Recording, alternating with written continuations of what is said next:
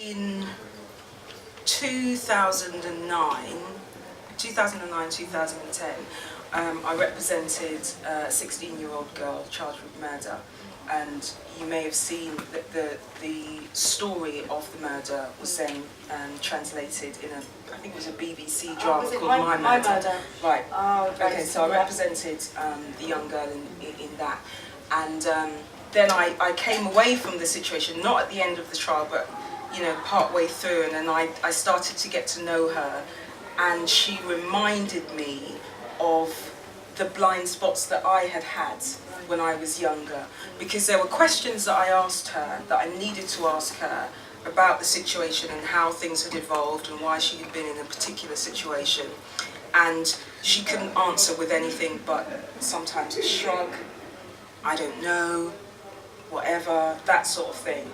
And at first I found that annoying, but then I had to reflect upon myself, and I remembered that, when you are 50, well, when I was, let me not speak for anyone else, when I was 15, when I was 16, I did things that were inexplicable. My parents, if they were here, would tell you I did things that, we don't know why she did that. Inexplicable, and it was just maybe youth, not thinking things through, and I needed to get back to recognizing that, and she made me recognize that. And I think it was from that point onwards, because I'd always kind of prided myself with being like down, where I come from, I still, understand the kids that, still live and grow up in that area, and you know a certain amount of street slang, and you're like, yeah, I'm down.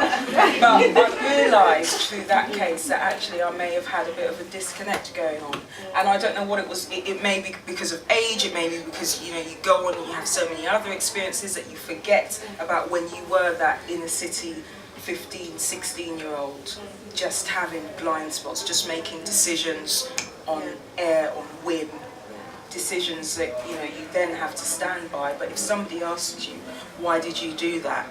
Some of the time, you don't know. You didn't know, and that's a reality.